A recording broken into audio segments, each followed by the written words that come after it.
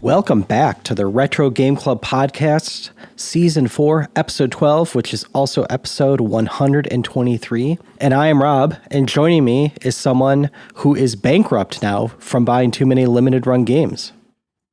Yep, that is me, Mr. Bankrupt. No, I didn't buy any games yet, but I did see their announcement about whatever games are coming out this year, and it certainly seems like they are trying to bankrupt me. Which one specifically caught your attention? Yeah, it would have made sense if I wrote that down. There was, well, of course, some of them are just weird. Like, I don't know why I have to buy like every version of Night Trap that ever exists. Mm-hmm. But that was certainly one. They're doing Night Trap for PlayStation 5, a system that I'm not sure. I'm still not entirely sure it exists, but wait a minute. So Night Trap on PS5. PS5 plays PS4 games. Yeah, and I have Night Trap on PS4 already, so it seems perhaps unnecessary. Yeah, are they going to add ray tracing? I might have. I have it on Switch for sure, and I think I bought the PS4 version. So here's some interesting things from their announcement this past week. D, survival horror game that was originally it's on Saturn, PlayStation, and there was a 3DO version. 3DO version is hard to get. They are reprinting the 3DO version. Whoa. So that's one I'm pretty interested in. I already have enough copies of Doom 64. I don't need that. Again, Night Trap PS5. One I am definitely not getting. Plumbers Don't Wear Ties Definitive Edition. That one's a pass. But the original Shantae, I do enjoy those games. Mm-hmm. They're doing a physical of that for PS4 and PS5. Shadowrun Trilogy for PS4, Switch, and Xbox. I'll probably get that on Switch. And I think those are the big ones that jumped out at me. Yeah, here are my most recent orders from them. KO the Kangaroo, which is for a very new game. Actually, most of these are new. Super Sammy Roll, A Boy and His Blob, which is obviously an older one. Sword of the Necromancer, and then that new Teenage Mutant Ninja Turtles Shredder's Revenge, which I think comes out next week. Pretty excited for that one.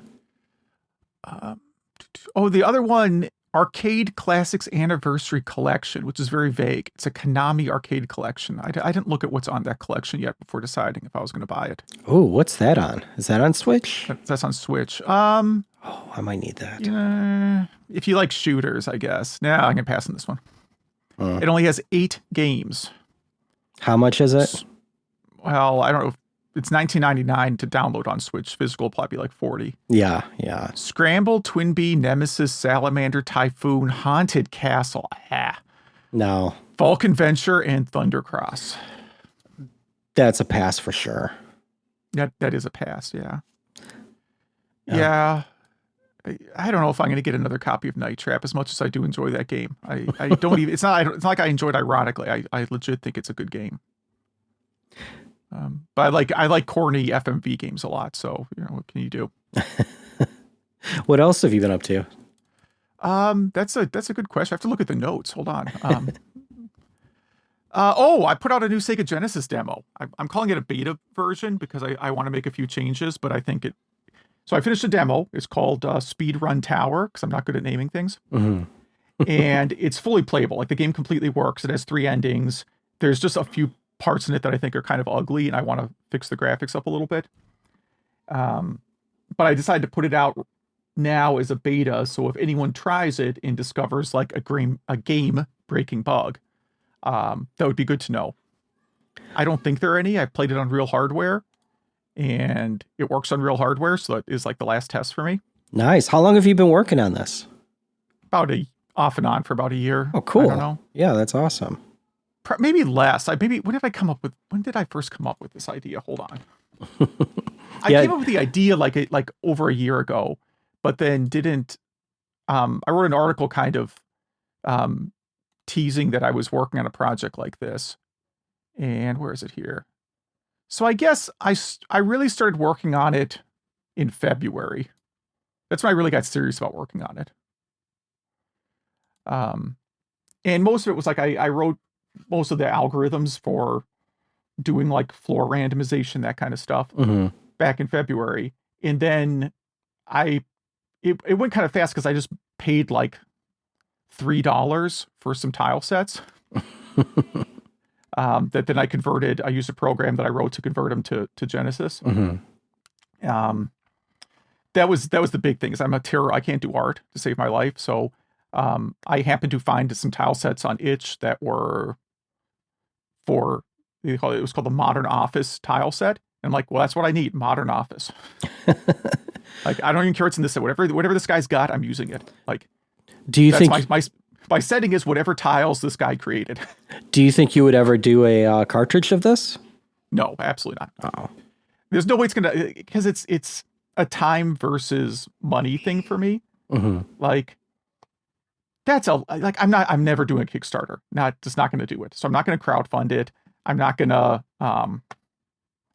I just don't see any scenario where I do that, because I mean, if someone who does homebrew development wants to convince me otherwise, like, there was this game that came out a few years ago called Tanglewood. Do you remember this? yeah. And that got like news coverage. Like, CNN did articles about like some guys making a Sega Genesis game in 2020 or whatever year it was, 2019, 2017, whatever year.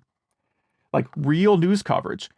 And I don't think that guy made a dime. And at some point he sent a note out to his Kickstarters that he was like horribly depressed and burnt out and wasn't going to work on the game anymore.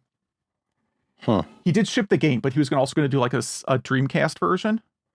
And he basically sent a thing out like, I can't deal with this anymore. I'm going to refund everybody who bought the Dreamcast version. Goodbye. So I don't really think it's like a lucrative market. No, yeah, but so having physical is cool.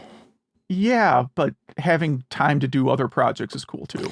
Yeah. So I don't really see myself doing that, but I'm going to put it out there. People can test it if they want to. The idea is it's a 16-story office building, and each floor, the connections, their elevators are randomized, right? So they don't go up and down. Like, you enter a door and you exit a door on a floor, like completely random floor. I mean, they're static. Like, once everything's been randomized, it's always the same floors. And it was really just an excuse for me to try out random algorithms on the Genesis, because the Genesis doesn't have a random number generator, so you have to try other techniques to create random number seeds. And like, there's a 1 in 14 chance that you'll go directly from the first floor to the 16th floor. Oh, right. Well, yeah. it just, what do you hit reset enough times? 1 out of 14 times, that'll be the connection. So that would be the fastest route. So I actually created like there's 3 different endings depending on what you do. Very cool. So if someone did want to actually speed run the game, there's like, a 0% complete, basically, just get to the ending as fast as you possibly can. There's a visit every floor ending, and then there's a do every event ending. Because there's events in the game. Like, you have to do a thing on one floor and then do a thing on another floor, kind of things. It's not again, I wrote this thing apparently I wrote this thing in like 4 months. I thought I wrote it in a year, but I guess I probably started coding it in February. So I guess I wrote it in 4 months instead of a year. So it's not a deep game. But it works. Keep in mind, like, 90% of the code is is from the first demo I wrote. Like, nearly all the code comes from that. Yeah, I mean, that's great. That's cool. So it's very simple, and all I really want to do is improve the graphics after, leave it out there for a little bit, see if anybody sends me a bug, and if nobody does, then I will just, slap some new graphics on and call it done. And then, I don't know. I was thinking, because it's such a simple game, it's really, really simple, that I would use it to try coding for other 68,000 platforms, but I will probably get bored with that idea. So, well, how long do you think the public has to submit bugs before you're kind of calling it finished?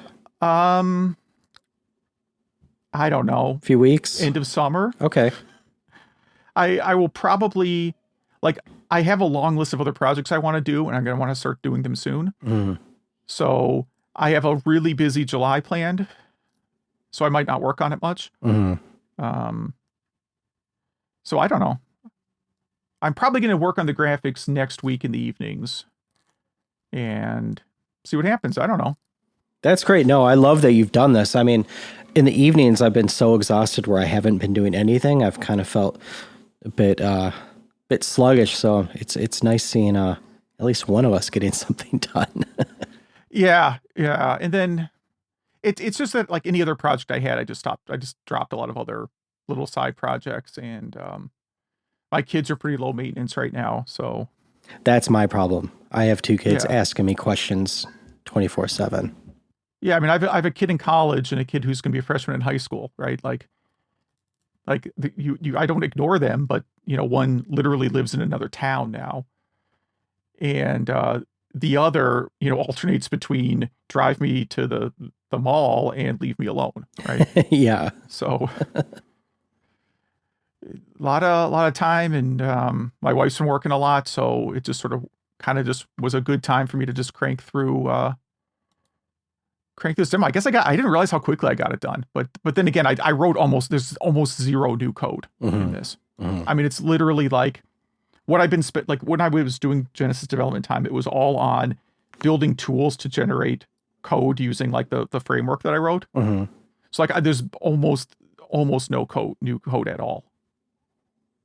Well, hey, that's a sign of a good programmer. Yeah, so it's just like plug in, here's the graphics, here's the tile sets, generate it all, create the scenes, boom, done. And there's not much dialogue. I mean, it's a really light, the point is it's supposed to be a really light game that you can finish in either, I mean, worst case, like if you got the worst possible random seed, it's still like 5 minutes to play through the whole thing. It's not meant to be like a big, deep story. It's just go in, do some events, leave. Yeah, like you said, it's kind of for speedrunning. Yeah, it's just a little thing. And it's, again, so like I said, it's a small and simple enough game that I can use it to then test, this like code, this whole system I wrote. If I can use it to generate like Neo Geo code or Atari Jaguar code, like something else that runs on the same CPU. Cool. So that's about it. We had a big interview this episode, so I don't want to talk forever. Games, I know, was it the harddrive.net, who's really been nailing it lately. I love this article they wrote this week called GameStop to Start Selling Previously Funged Tokens. I wish we thought of that. Yeah. So jealous. But hey, what have you been up to? Oh, man. Let's see. In the notes. Oh, I wanted to mention that VCF Midwest 17 will be in Chicago again on September 10th and 11th at the What does VCF stand for? Vintage Computer Festival. So it's, I think, free to attend. I think they take donations, and I'm not sure if it's free to attend. It might be free for a booth or something. I forget the specifics, but it's a great festival. You'll see and be able to play with a ton of cool computers. There's a lot of stuff for sale too, so I recommend going to it. Yeah, so it's actually in Elmhurst, where I lived for about a few months, and I'm probably going to go. It's not too far. I mean, it'll cost me like $40 in gas to go, probably, but outside of that, it's really not a big investment. And if you've never been to Elmhurst, Illinois, it is the epicenter of the Portillo's restaurant franchise. Is there like one in every corner? There is. Yeah, Elmhurst has the highest Portillo's to person ratio of anywhere on earth, I believe. So lots of good, if you like good burgers and beer, it is a really good place to go. Nice. What else? I saw the Maverick movie, which was very fun. I won't get into it, but I do recommend seeing it. I thought it was better than the original. And the way I judge movies, like no one's expecting Citizen Kane or something. It's a Top Gun movie. Just, get some popcorn and have some fun. And that'll explain my game club pick later. But playing a lot of NES Remix, and wow, that game is just such a gem. It is. Yeah. Which version are you playing? I want to say Ultimate, whatever one's on the 3DS. Okay. So you're getting most of the levels, but not all. Yeah, there's some DLC that I won't be getting because the store is closed and I don't feel like dealing with it. But Yeah. Well, what they did is because it was originally it was 2 Wii U games. mhm. And for the 3DS, they took like the best of and put them on the cartridge. So you don't get stuff like Clue Clue Land. You probably don't have baseball, right?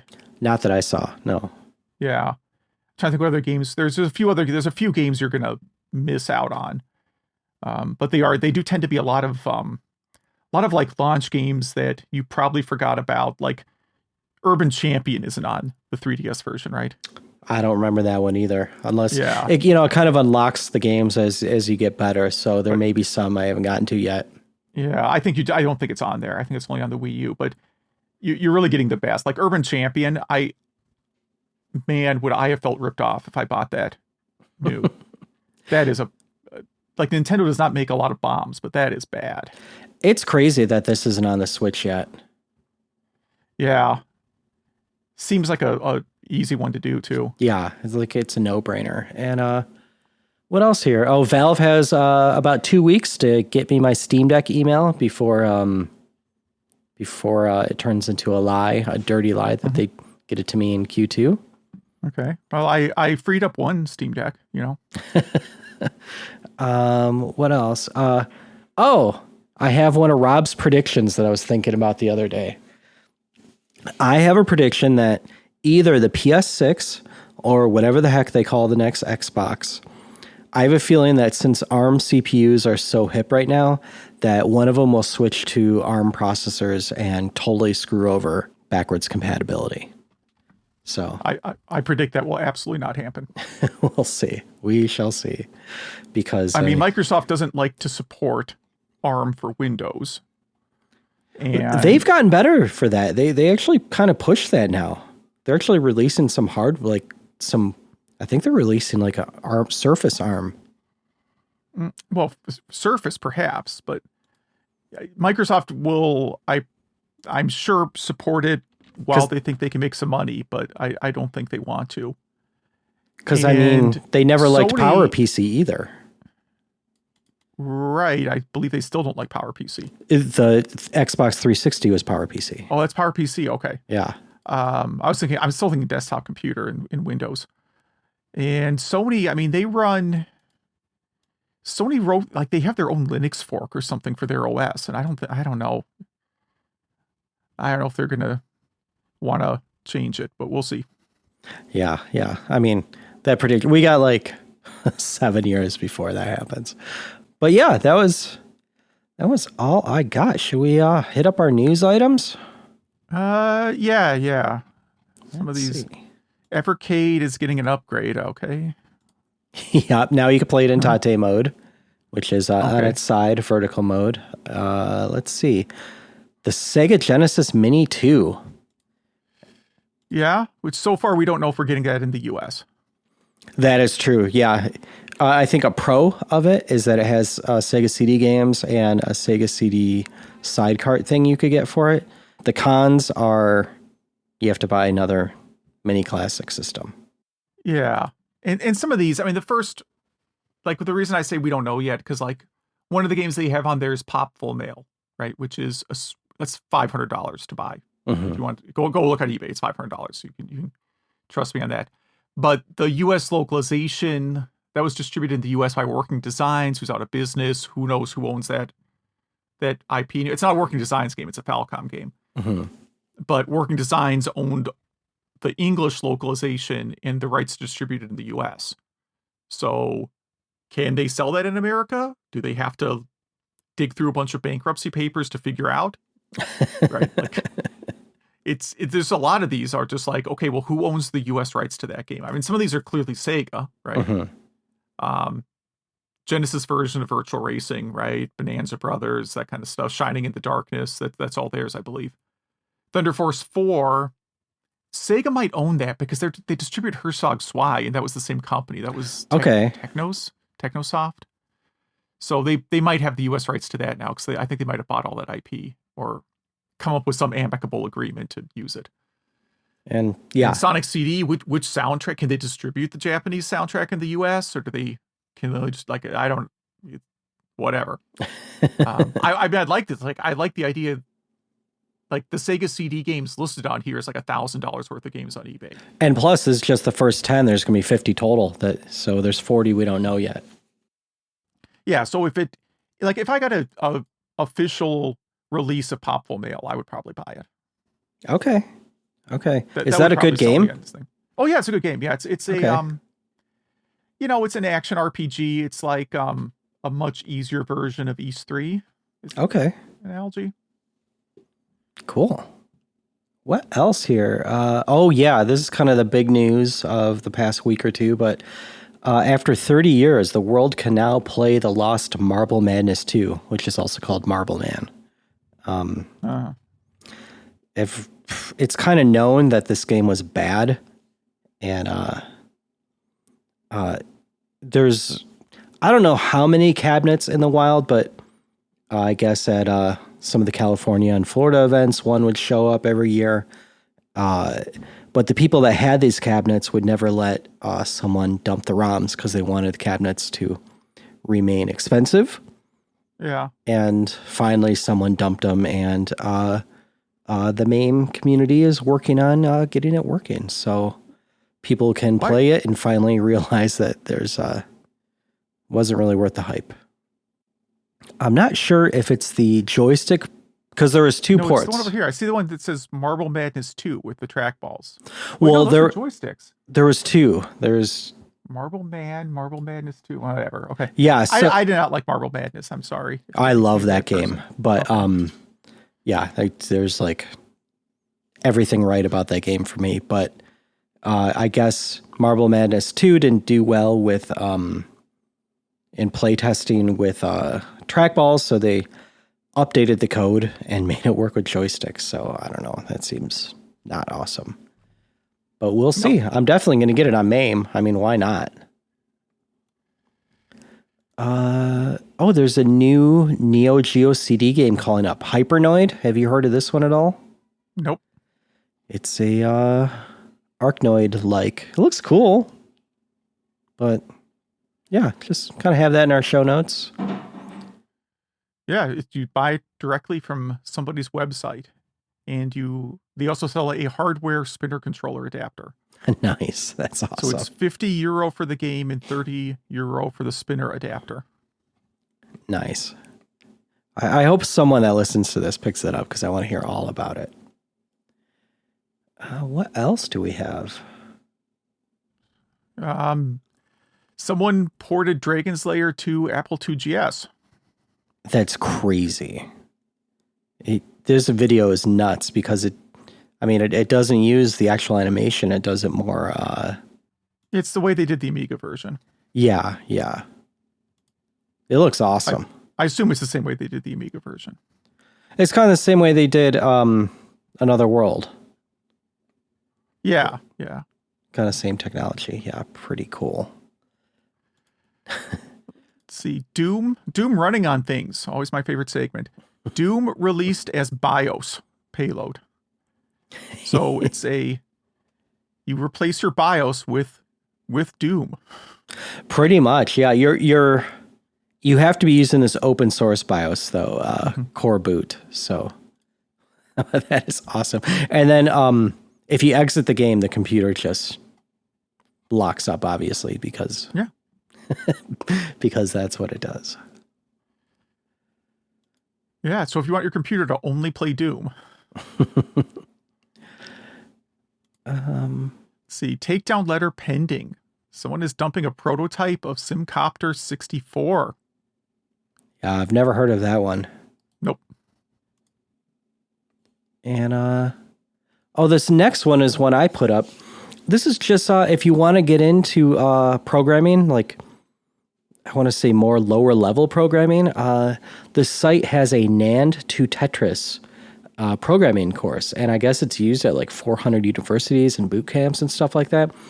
But Nand is some kind of basic logic. So you go from pretty much nothing to programming Tetris, which I think is great. Cool little project. And last up, some random Palm OS developer is releasing source code to a bunch of their games. most of which appear to be unlicensed ripoffs of arcade games.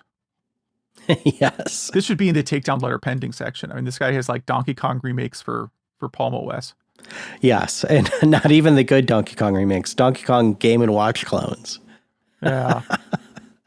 That's Well, horrible. these are all going to get taken down. Yeah, and no one will care. But still glad they're doing it. And I think that's our news. Yeah. We powered through that one. I think it's because we talked so much at the top. Yeah. We have a big interview that we want to make sure people don't get bored of hearing the show. Yeah, Raftronaut, also known as Jordan, who does one of the bumpers for this podcast, sat down and did a really fun interview with us. And here you go. All right, we're here with our special guest, Raftronaut, also known as Jordan Davis. We're not sure which one is his real name. And there's no way to be sure. No one knows. No one knows your government name. And member of the band Space Raft and also the NES game Space Raft, and creator of many retro projects that we'll dive into. How's it going? Good. It's great to be here. I'm a big fan of the show. Oh, thank you very much. Want to give a quick history of your retro coding, programming, music self? Yeah, absolutely. So I'm a musician. I've been in different kind of independent rock and roll bands since I was a kid. I guess that would have been in the 90s, since I was about 15. So I was kind of an early start with music and have kind of always been in the driver's seat with writing songs and kind of being the all-around band leader guy. So that kind of eventually led me into chiptune. During kind of certain breaks that I was taking in music. I got a computer at home, which was the first kind of, I mean, I'm not, how do I describe this? I'm more of like an analog guy. I learned how to record music on tape when I was in high school and kind of never looked back, and have kind of always been into the retro thing when it comes to music as well. So my first computer, rather than using it to like move into the modernity, I guess, I used it to start making retro games, which was kind of another passion. Well, I should say I got a computer and I immediately downloaded an NES emulator. Oh, nice. So probably a DOS computer, DOS or Windows? No, it was actually a Mac computer that I booted over to Windows and just decided to go that way. Nice. Actually, I booted it over to Windows once I discovered that all of the NES dev tools I would need to use to make a game would be in Microsoft or Windows. And I know a lot of the tools will have Unix versions as well, but Mac is like a really unfriendly place for NES developers, at least an unfriendly ecosystem, rather. So how did you get into the actual coding of it? Did you have any programming background at all? No. What I did is I found music tools to get started, like FamiTracker and a few others. I started doing kind of fake chiptune just by using square waves and triangle waves, trying to assemble different compositions of mine in kind of an 8-bit format. Which was kind of just like a gateway drug, I guess, to finding FamiTracker, which is a much more authentic use of the technology. So getting comfortable with like a skill set that I already had, writing music and composing music, I, kind of focused on chiptune. Then it struck me that most NES developers in the homebrew scene end up doing their own music. A lot of the programmers come in from that angle as well. So I found that there was more of a need for pixel art. So I started using a program called NES Screen Tool, which is a really popular homebrew tool that basically allows you to make pixel art, but forces the NES PPU limitations on you. So you're actually not able to break any of the rules for the way that the console basically like sends its graphics to the TV. So with Space Raptor band, what did they say? What did the rest of the members say when you said let's release an NES cartridge? It kind of happened organically over time. It was something that we joked about when we were driving around between shows. You know, when you're in a band, the less glamorous part of being in a band is all the downtime that there is. When you're traveling between shows, there's, 15, 16 hours of your day is just waiting to eat and driving. Yeah, you're pretty much, I've been on a few tours and you're pretty much a delivery person for yourself. Exactly. And it's way less glamorous than it sounds. Yeah, and most of those sound checks, happen at like 2 or 3 p.m. So you're racing to the next town so that you can get there 8 hours before the show starts so that you can sound check and then sit around all day or all evening. So that means, you end up sitting around a lot, making inside jokes, finding stuff to eat and stuff. And the band kind of would joke about, if this was a video game, how boring would it be?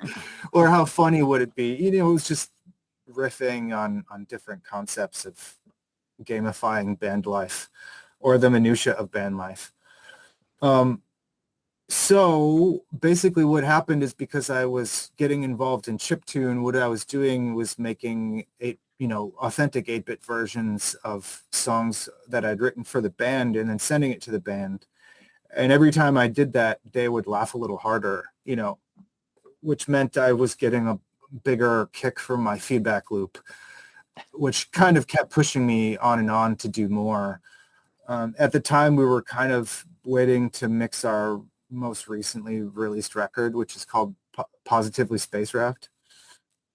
We were kind of in a down period, and I was spending all my free time basically chiptuning the entire album, which, again, they were kind of egging me on. And the more feedback I got from them, the more encouragement I got just to finish all the songs on the album, which kind of left me in this weird conundrum, because I had all these chiptune versions of our songs and I didn't really know how to, what should I do with this? How do I present it to an audience?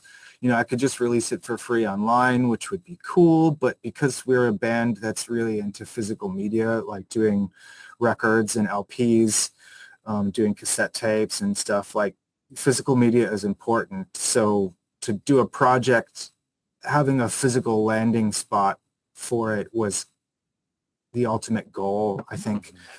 And more than just putting it on a tape or something for people to listen to or collect, the more I thought about it, the more I wanted to actually make a game cartridge, because that just seemed like the coolest tie-in to do. Totally, yeah.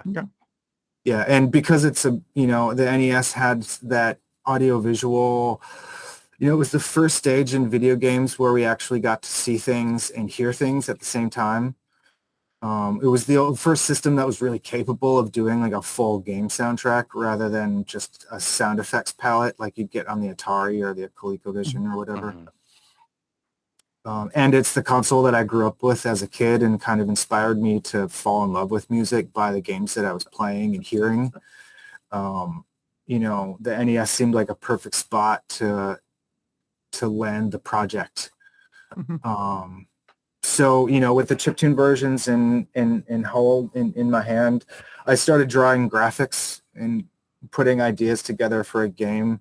I eventually discovered the NES Maker software, which was released just about the time that I was starting to kind of build up assets for the game and build up ideas.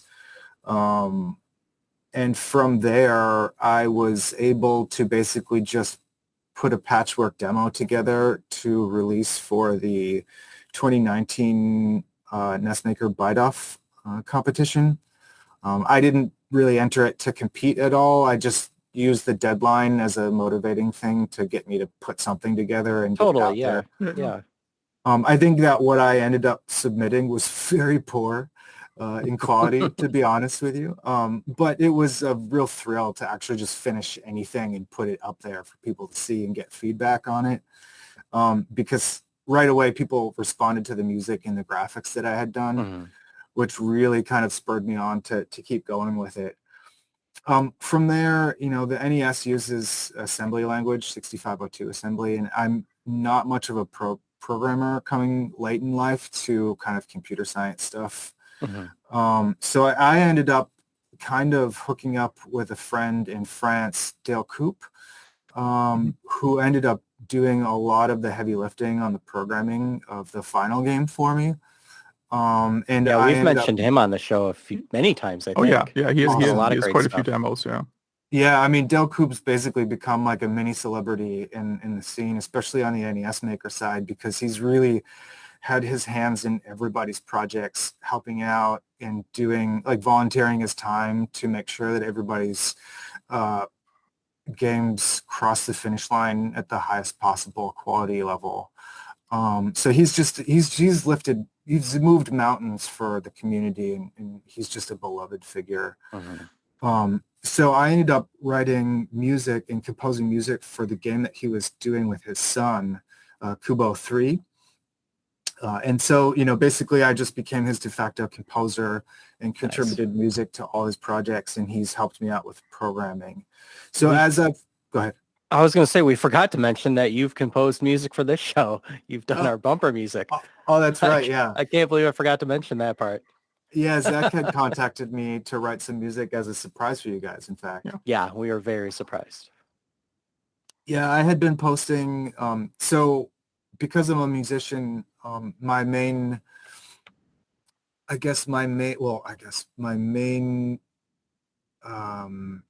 asset to other NES developers is soundtrack music. So I've done 8 or 9 soundtracks now for different NES developers, and have gotten the most visibility that way because I tend to only do graphics on my passion projects because I don't have a lot of time to work on my own developments. So I tend to like put the most time and energy into games I'm releasing myself or like direct collaborations that I'm involved with. Where like music, anyone can ask me for music and I can reciprocate pretty quickly. Totally. Yeah. So once you get a game done, how do you, we've talked to Nate from Doodle World about this briefly, but how do you go about getting your assembly code onto an NES cart in 2022? So the great thing about 2022 for an NES developer is that the tools that are out there are so much more advanced than anything that was around when people were making and releasing games in the licensed era. So I use a cartridge flasher made by Infinite NES Lives. It's basically, I think it's called a Kazo flasher. And it flashes a variety of different mapper chips. So basically you just need to hook it up to your computer via USB, plug the cartridge into it with a flash cart, basically a reflashable cartridge, which is what most homebrews are released on now. And basically just plug it in and send the ROM to the program, and it just writes it over the reflashable EEPROM chip that's on the cartridge already. So that part couldn't be any easier. I know that like 20 years ago when homebrewers started to release new games for the NES, like people like Mumblers, when they were releasing Garage Cart, had to actually burn EEPROMs, desolder chips from existing donor carts, and then resolder the EEPROMs onto the boards. Yeah. Which is a bit of a nightmare. Well, yeah, I mean, it's destroying. So, I mean, I realized they were using like Duck Hunt or whatever, some very common game, but yeah, it was trashing a bunch of old cartridges. Yeah. Yeah, and on top of that, you're kind of limited to the mapper choices that you're using as well. Oftentimes the donor carts would come from available, readily available carts, and those were oftentimes NROM boards, which meant 40 KB of space, which meant very simplistic games. Now we're kind of in an era of NES homebrew where we've got advanced mapper boards to do all sorts of bank switching for our graphics and stuff that we can publish games on MMC3 boards, which was the popular late era NES hardware.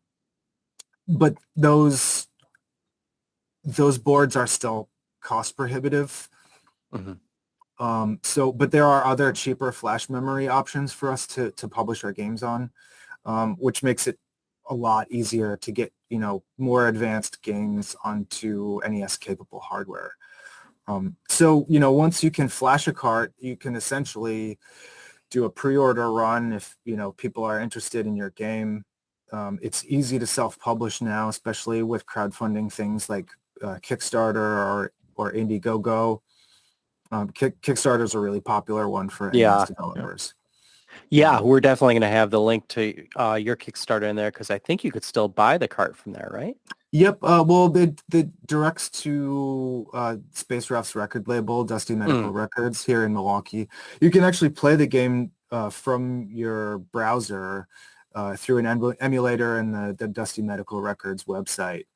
Nice. And you can purchase carts, and it also directs to my itch.io store where you can buy the ROM and the which comes complete with the Space Raft record as well, MP3s. I believe Space Raft is part of a bundle right now on itch.io also. Yes, I think that finished. It was that finished last week, but it was a benefit for the victims of Uvalde that Nate from Doodle World had put together as well. So yeah, that was great. Nate's a good buddy, and we've partnered on different different packages that we've put out through itch.io as well. He's a great dude and a very talented guy as well. Mm-hmm. Cool. I've kind of been asking a ton of questions. Hugh, did you have any questions? Well, yeah, man, I was sort of wondering, like you talked about an NES Maker, and then you talked about the need to kind of work with Dale Kook to, bridge some of the things that NES Maker couldn't do. What were some of the issues you ran into that you needed, some extra help with? Yeah, so NES Maker is built around modules that would basically package different engine functions for different needs for different types of games. Space Raft uses auto-scrolling as a feature because it's kind of like an obstacle course / shmup for half of the game. So in that respect, I needed to use a shmup module that NES Maker is packaged with. Unfortunately, that module is not very popular. I mean, platformers tend to be like the nom de rigueur as far as NES makers are concerned. Everybody wants to make a platformer, which is totally cool.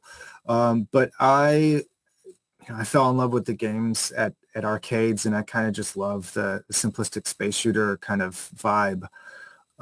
So I kind of dove head into that and found a lot of problems with that particular module early on.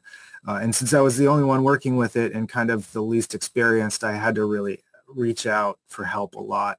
And again, like I said, Dale was front and center for all of the NES Maker people really helping out. So at some point, I just kind of pleaded with him. I was like, I'm over my head. I really want to release this game.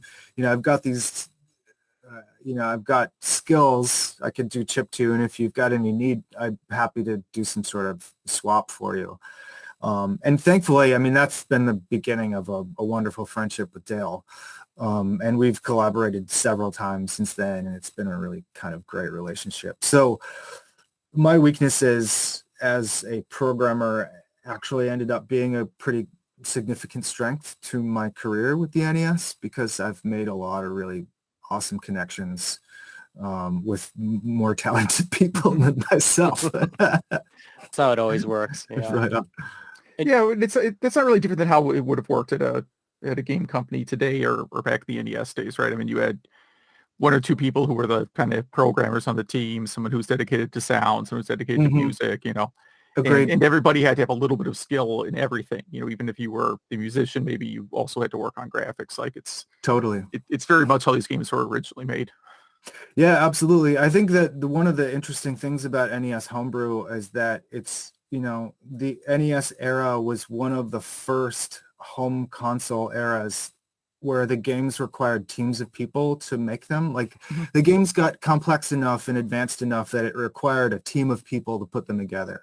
A lot of that was the Japanese system of making games in the 80s as well, because, Capcom and Konami threw teams of people into game development, whereas like the Atari method in the States was like, well, just put this one guy on it. He'll just do everything, and that, that sometimes can make amazing creations. Sometimes it can lead to stressed out and rushed creations. We all know that there's 2,600 games that would belly that opinion. But with the NES architecture being a little more advanced, there's just more opportunities for dedicated artists, dedicated musicians, dedicated designers, writers, dedicated programmers.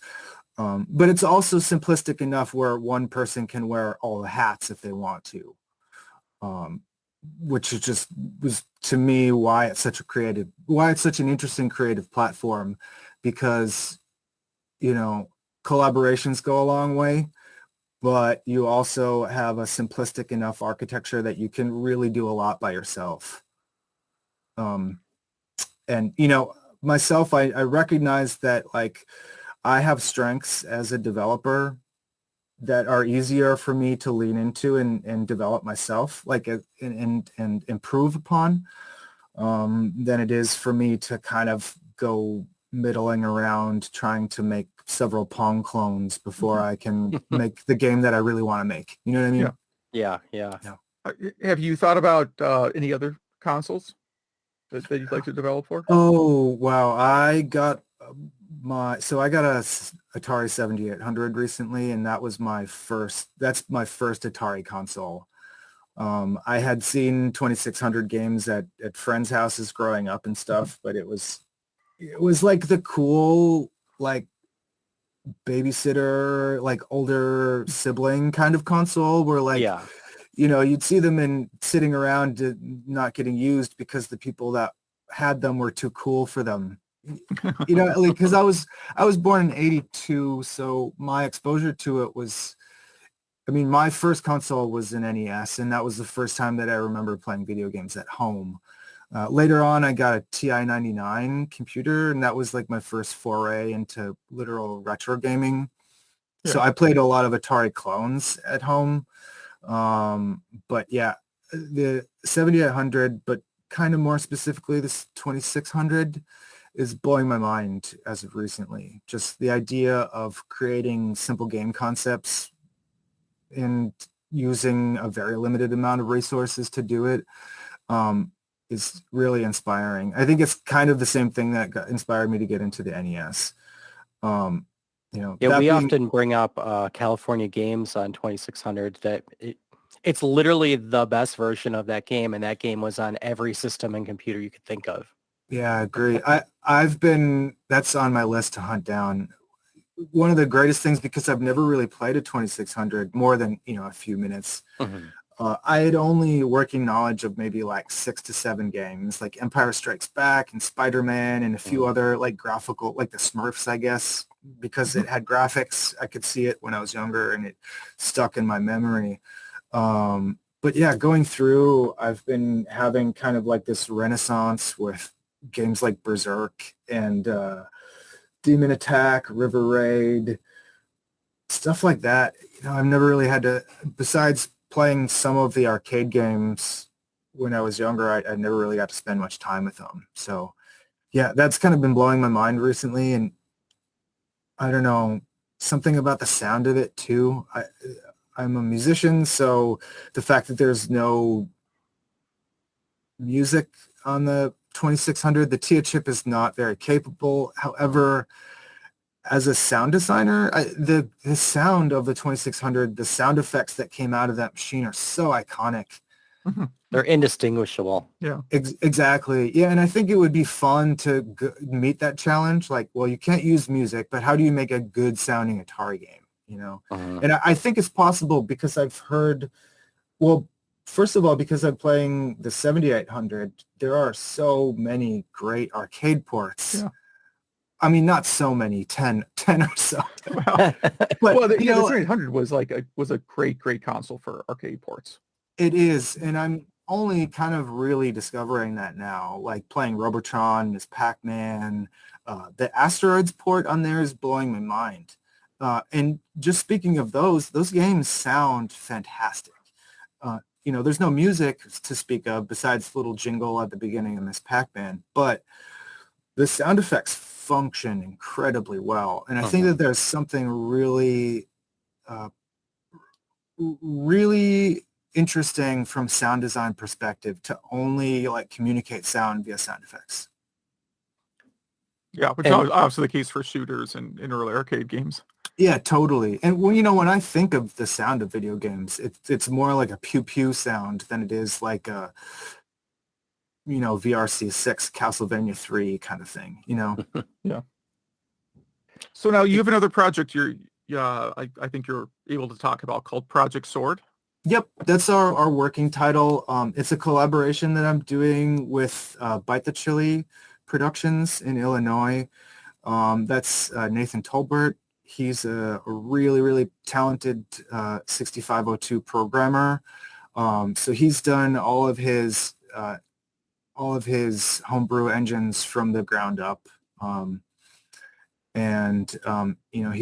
He's done games for the Game Boy Advance, the Atari 2600, and the NES. He did the fantastic Anguna game that came out in 2021, I think.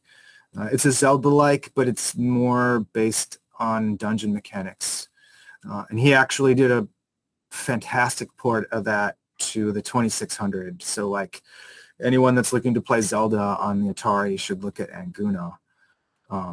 But anyway, Nathan's a really talented guy. He approached me about doing graphics and sound on an NES game collaboration. So he offered me a couple of different game ideas, and we ended up running with this action platformer concept that's based on Batman for NES, the Sunsoft Batman. So we basically got a wall-jumping, multi-scrolling platformer with a fantasy setting that's kind of pulling tropes from things like, definitely The Princess Bride. We took a lot of inspiration from that movie, as well as stuff like swashbuckling movies like Robin Hood and, what are the other Errol Flynn movies? Captain Blood is one of them. Yeah, it's one, yeah. Prince Valiant was another one I've been watching, and the rotoscope film. It's not a Harryhausen movie. It's Jack and the Giant Killer from 60-something, 62. It's an MGM film.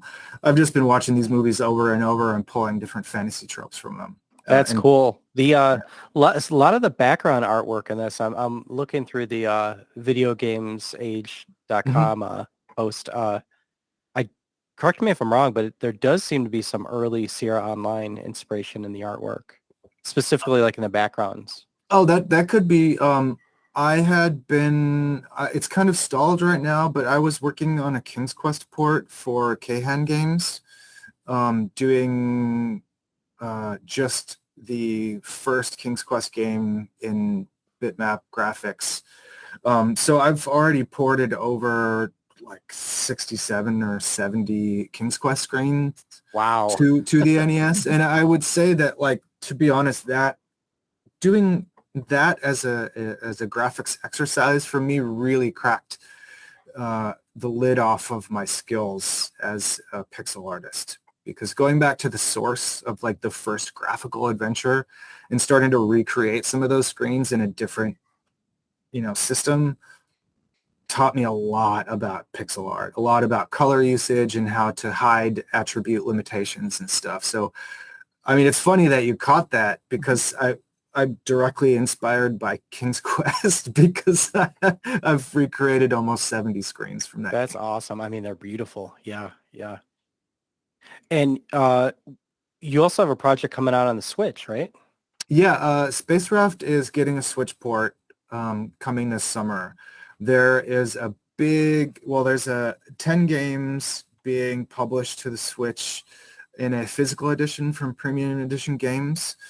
And they are also getting ported to the eShop via Nami Tentu, the Switch publisher. So, along with Kubo 3, which I also did music on, Ore Body, Binder's Tale, which I did music on, Doodle World. There is a bunch of others on there. Ira Crow Maiden is on there as well. But 10 NES games that are coming to Switch in summer. We're going to start pre-orders, I think, in late July or August for the physical editions. And then the eShop will start later in the year. That's awesome. Thanks. Yeah, it's a huge step for me personally, because Space Raft was my first game. I've never made a game before that, so this has been a really exciting chapter of my life.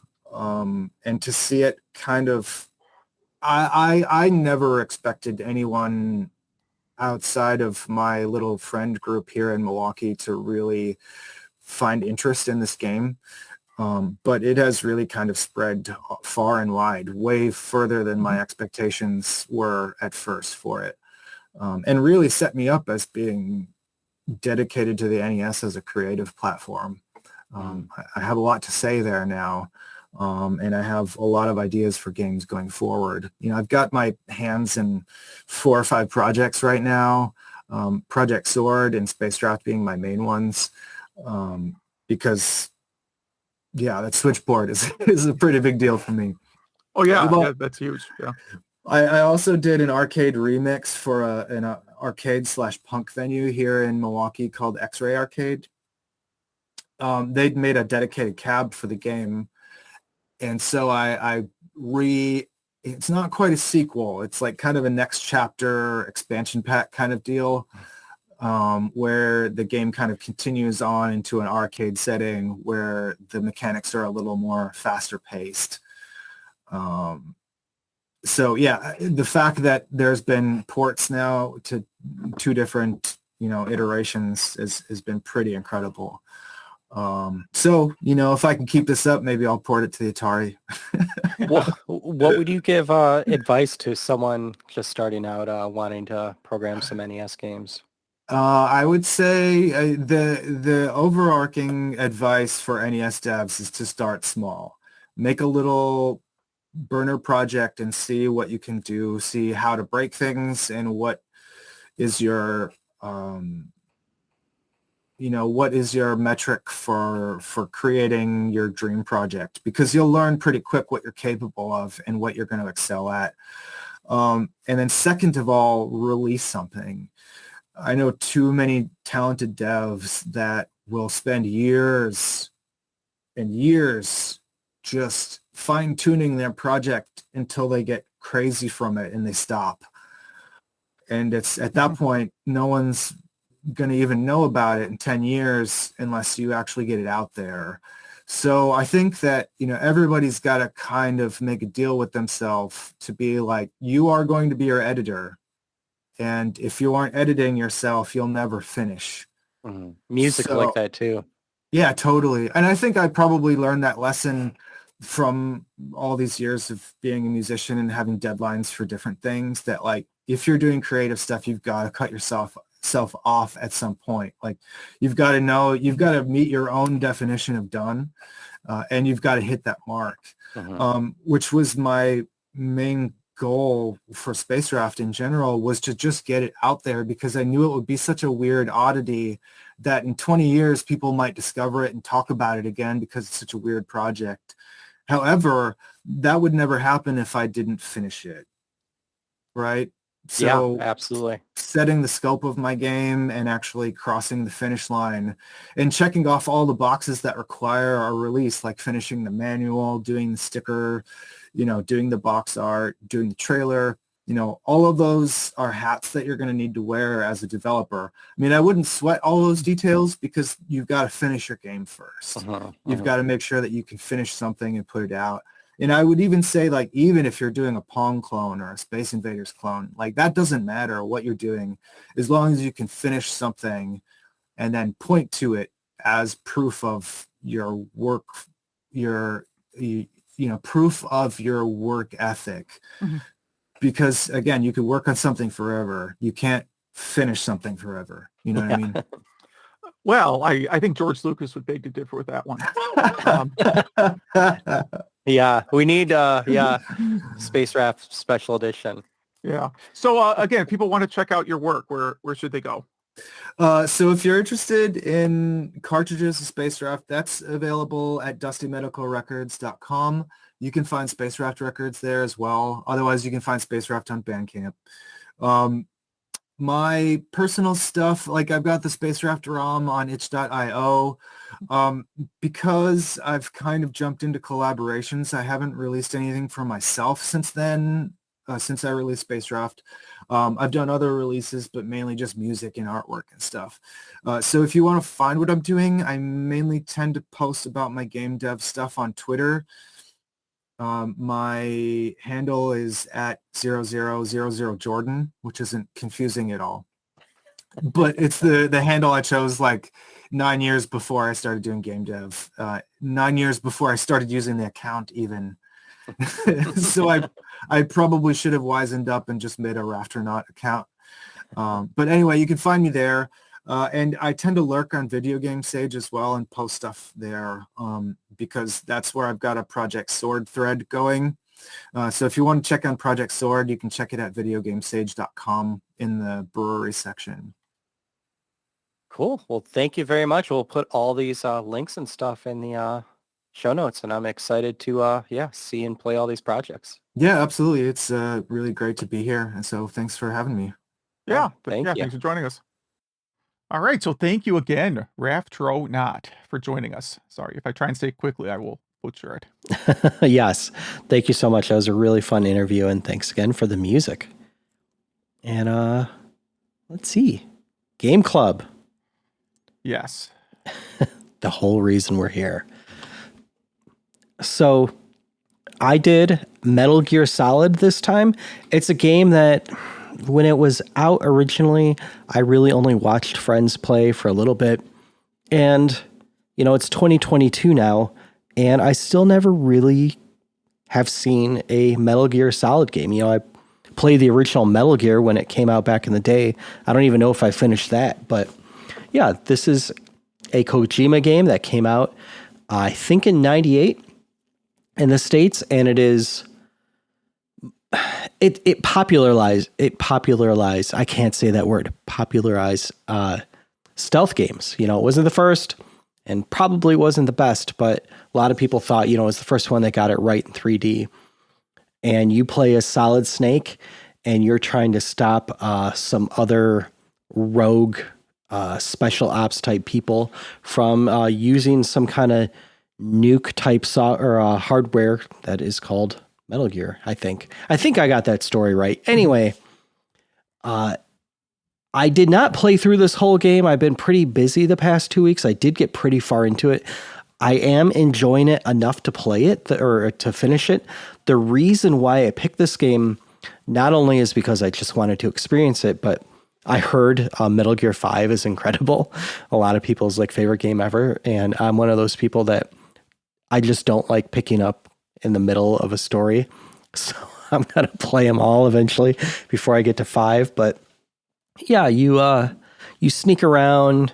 You have a little map that shows you where the bad guys are. And if it kind of looks like a flashlight coming off their little dot, which is their body.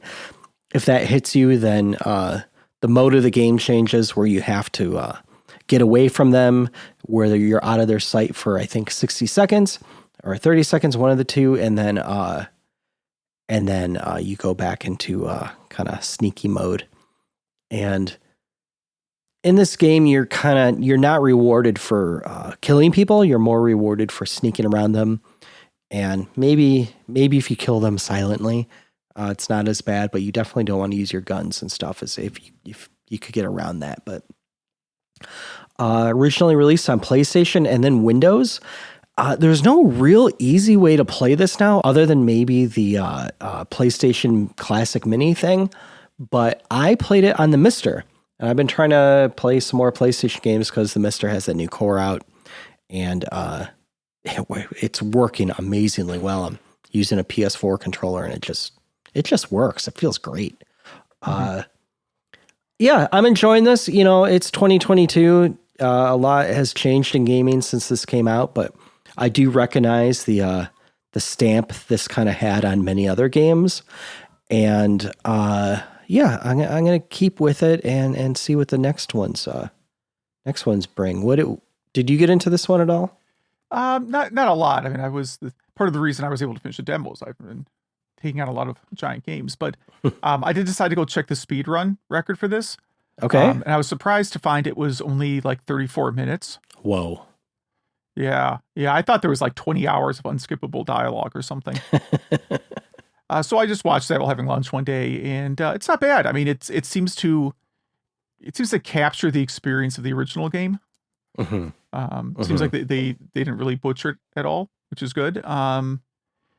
The video I watched was like darker than Doom 64 on the N64. It was, I don't know if actually playing it is that bad, but it was really, really. It's pretty dark. I wouldn't call it that far. It's not, programmed for bats by bats, but it's a pretty dark game. Okay. And I don't know. I might go back and actually play it someday. It looked pretty fun. Now, do you happen to own this one? I don't know. Oh, I mean, other than this, yeah, you have it on the classic, right? You picked up the classic. Well, I have it on the classic for sure. I don't know if I actually have it on PlayStation. So I have a question. I have a question for you and the listeners. There's so many, and this could be a topic sometime soon, but we could do like a mini classic showdown. But is there anyone that just has like a classic mini setup? You know what I mean? Where they're always left set up. Instead of having the original systems there, they have all those systems instead. Like, does anyone do that? Because for me, they just kind of get in the way. Well, it depends. If you had a TV that only had HDMI ports, they're probably better than trying to make the old systems work through HDMI. But you can only do those games on them, though. You know what I mean? Right, but depending on the system, maybe that's fine. True, yeah. True. Maybe that's all you want, yeah. But now you're going to have another, Sega Genesis Mini. I don't know. It just seems like they're just kind of piling up. Someone should make some kind of unit that can house all these and make them look nice. Maybe a built-in HDMI switcher or something. Yeah. I'm sure IKEA is on that. Yeah, someone on Etsy. If there's an Etsy person on here, please, I might buy one of those. But cool. Yeah. Definitely let me know if you do jump into this one in the future. Be interested to know what you think. And let's go into yours. So I went with Revenge of Shinobi, one of my favorite early Genesis games. I bought this pretty early. I own the cartridge that still has Spider-Man as the boss, as a boss, I should say. So I didn't know that was a thing until you brought it up last episode. Yeah. Sega, because Sega also had a Spider-Man game around this time, so I think maybe they just thought they could use Spider-Man however they felt like. I don't really know the story there. But yeah, you actually fight Spider-Man as a boss. You fight Godzilla. They changed the graphics on that a little bit too, I believe. But that fight, the Godzilla fight, was just so amazing. It was like the coolest thing I'd ever seen in a home game at that point. And the graphics still hold up really well, I think. I mean, it was, at the time I played it, it was by far the best looking home game I'd ever seen. The waterfall effects, for example, were just like way, way beyond anything I'd seen before. The soundtrack is still, of course, great. It was an early Yuzo Koshiro soundtrack. And that holds up extremely well. It's on Spotify, I guess. If you want to drive around in your car listening to Revenge of Shinobi like a giant dork, you can do that. It sounds like you've done that before. Yeah. Why not? That's awesome. What's wrong with listening to Revenge of Shinobi in your car? And I've actually never beaten this game without using the unlimited Shuriken cheat.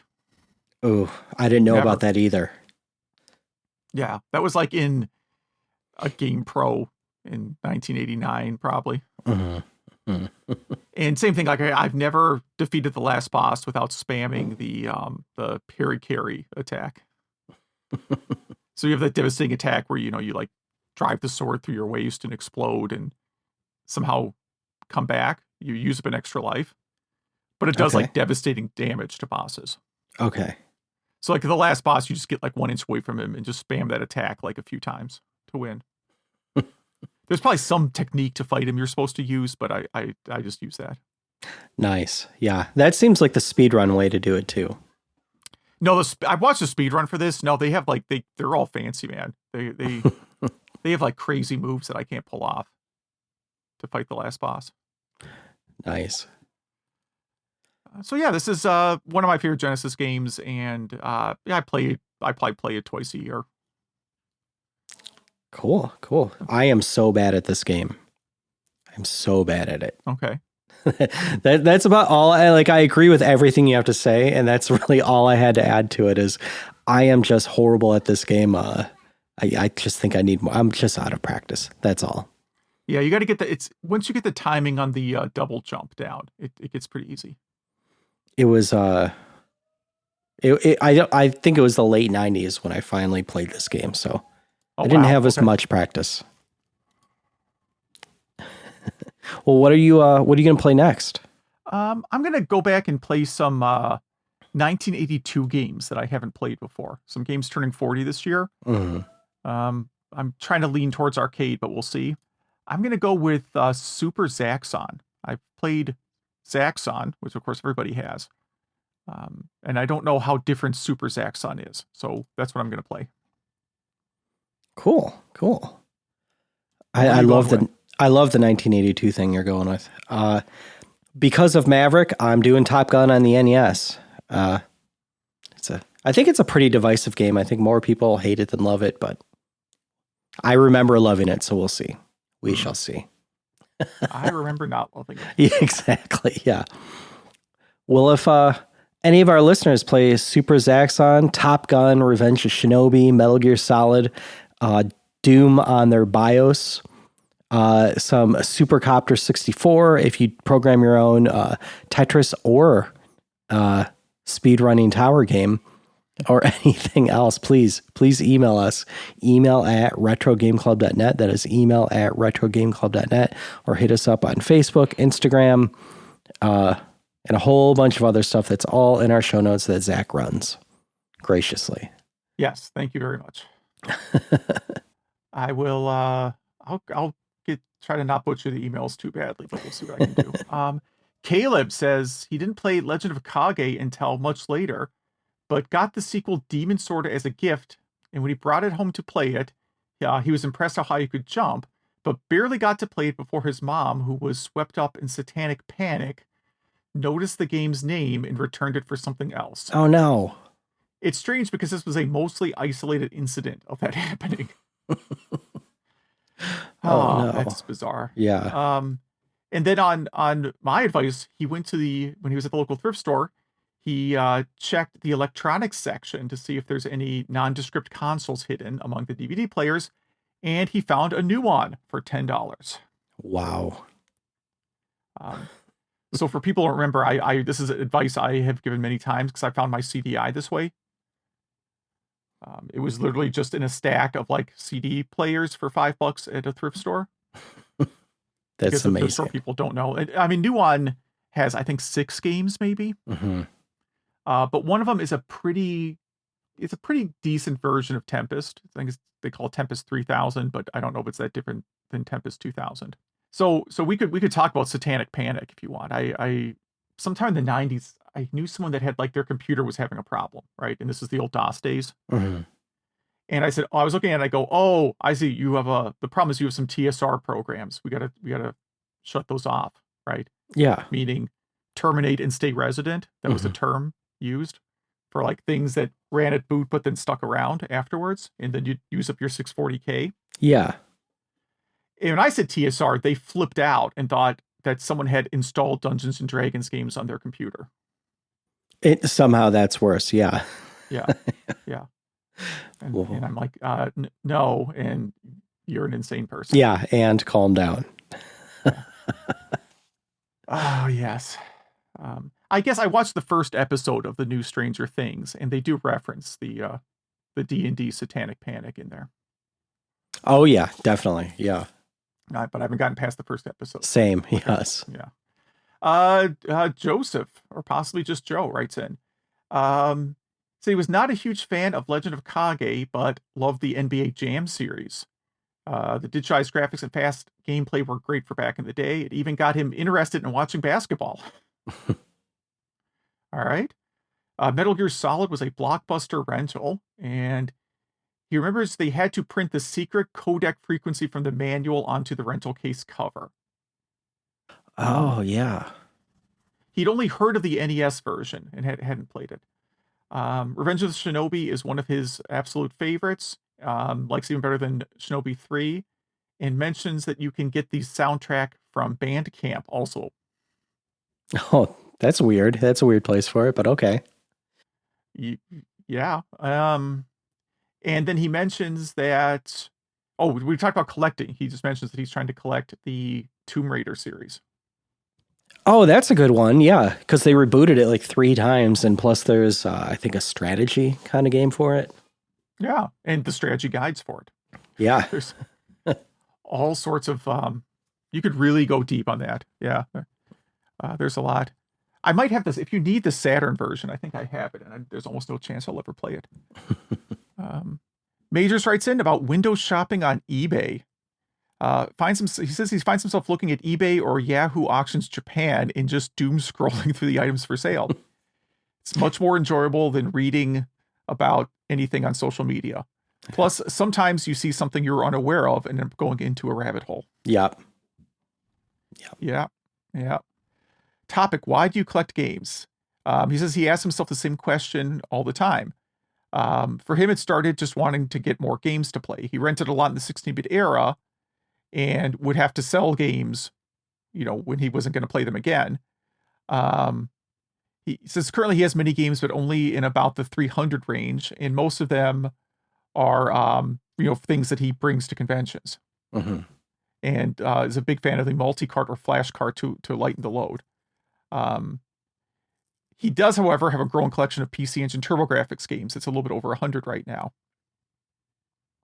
And is not a fan of collecting for value because you could always, then you're constantly nervous about breaking the game. Yes. They sent some pics of An Amazement retro area. I did not go to An Amazement. In fact, I'm like, yeah, so this is the retro corner. I see they have some few different PC Engine variants, or at least one. MSX2. I would assume, based on the name, this is a more anime convention, and the Japanese systems would be things people are more interested in. Mm-hmm. That would be my guess. Some nice looking stuff here. Yeah, bunch of nice CRT screens too. That's the part I'm most jealous of. And then there's some feedback on the games of the week. So Revenge of Shinobi, he thinks it was the first Genesis game he ever bought. Rented it first and absolutely loved it. The graphics maybe aren't as good as Shinobi 3, but for a near launch game, they are fine. Music is, of course, the strong suit. The gameplay is still pretty tough. After learning enemy locations and boss patterns, only having 3 continues does give you the sense of got to get better to get further. I knew I beat it in the 90s, but this week you could only get to stage 5, which is the freeway stage. Mm-hmm. This is why you got to use the cheat code, man. Just cheat. Metal Gear Solid. He did watch a lot of friends play it when it was new. He attempted to play parts 2 and 3, but couldn't really adapt to the control scheme because it used too many buttons. Got confused and ended up crouching when he wanted to shoot or reload or something. That's awesome. Yeah. There have definitely been some games that use too, like, the controller has a lot of buttons. You don't necessarily need to use them all. Yeah, exactly. Yeah. Yeah. Thank you, Majors, Joe, and Caleb, for those emails. Again, email at retrogameclub.net. We have some social media feedback. Why do you collect games? Let's see. A lot of people write in saying, for the art, both the actual game and the physical cartridge and box art. Yeah. A lot of that. Yeah, there's a whole lot of because of the art or wanting games that you couldn't afford as a kid. Well, it's on you. You can't afford them now either. And a lot of actually wanting to play them, which kind of the point of the question was, well, you could use an EverDrive. I mean, EverDrives have gone crazy in prices right now, but yeah, that's a recent thing. And let's see. We have some Metal Gear Solid feedback here. let's see. Someone writes in saying they're not that big of a fan of the series. They respect the gameplay.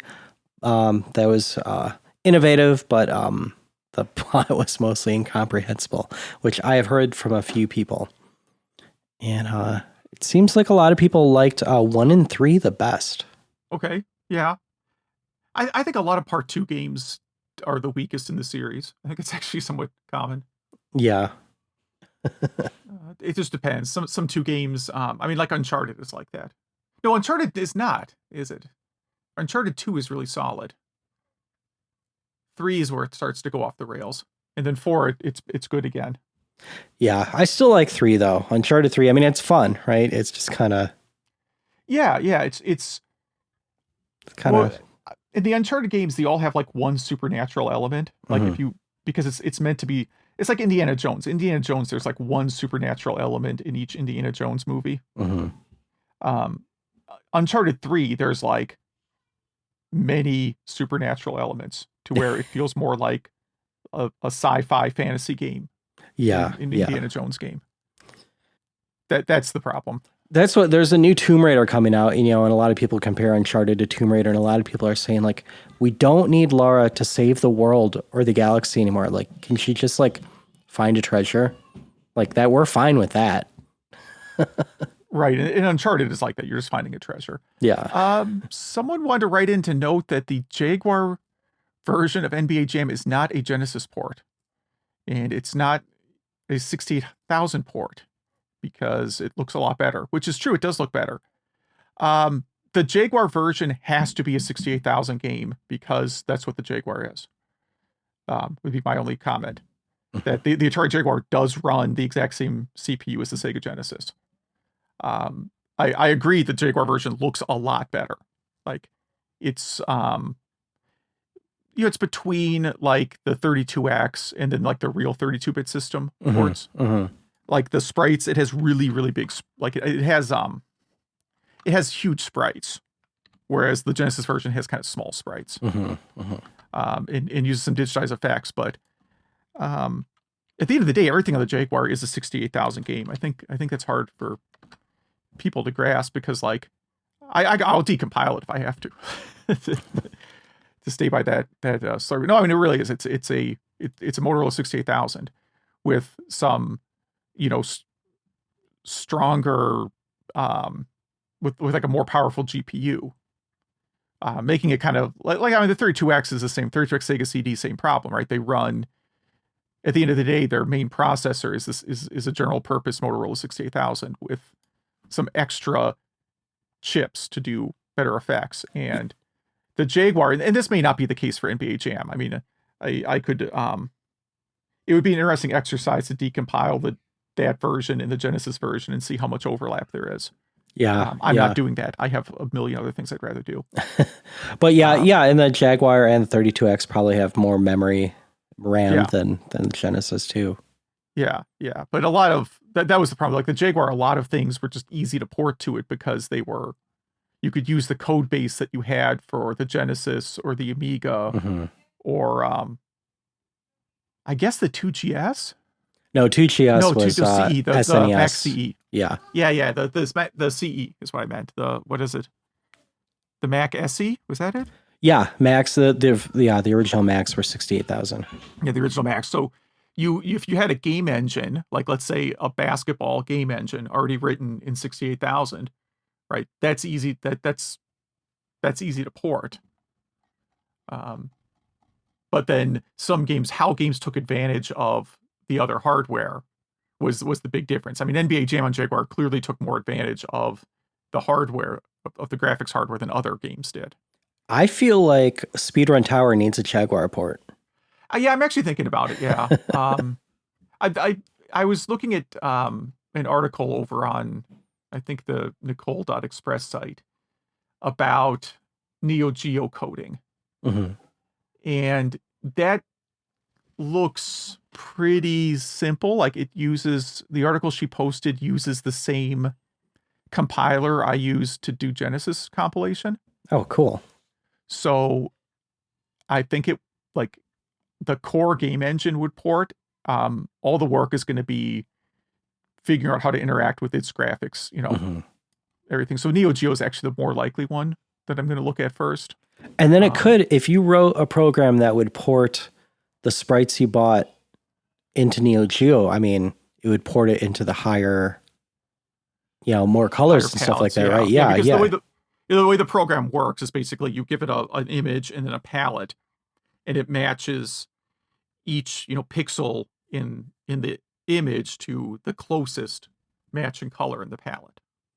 So you could call it Speedrun Tower Remaster, right?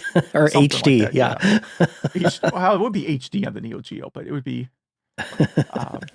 I would do something like it would be that, and then, if I did it like Jaguar, there's a lot of like community stuff. There's a lot of information online on how to code for the Jaguar, so I think I could do it. The biggest thing is whether or not I can get. This is just what's stupid is. Can I create a, can I compile it on Linux or not? What do you mean? Well, like I'm using a compiler today that runs on Linux, right? Which is weird because I'm actually compiling for systems that existed before Linux existed. Yeah, yeah. Right. Like the Genesis compilers back in the day were mostly DOS based. I think they were all DOS based, really, if I look at the ones that were out. And Jaguar is probably also a DOS-based compiler. So I would just have to see if you like VASM, which we talked about in like episode 2 or something. Yeah, it was like 2 or 4 or something, yeah. So if VASM, it has a 68,000 compiler, but I don't know if it has compilers for the other hardware in the Jaguar. That's the problem. Oh, I understand. Okay, yeah, yeah. Right? Like I might be able to compile a game, but I don't know, like, do I have to write. I guess it's a matter of how do you interact with these other CPUs. I mean, does it work like the Genesis where you have a bus that you're not writing code like for the Sega Genesis, you're not writing code that runs in the VDP. You're writing code that accesses the VDP through a bus. And like you don't write code for the Z80 necessarily. You can write code for the Z80, but you access the Z80 through a bus. So like I have to look into it. Anyway, I have a Jaguar. I don't have a Jaguar EverDrive, so I wouldn't be able to test it on real hardware. Oh, yeah, yeah. You just test an emulator. That's about it. Yeah, and I'm not going to, unless someone wants to gift me, I have no interest in a Jaguar EverDrive. No offense to Jaguar fans. It's just... Yeah. Not interested. And the sound processor in the Jaguar is obviously completely different too, so I don't know what I would do there. I could just go the Doom route and be like, nah, no music. I mean, if Rebecca Heinemann couldn't figure out the music, then what chance do I have? Wait, did she do the Doom port for Jaguar? No, she did the 3DO Doom port. Yeah. Okay.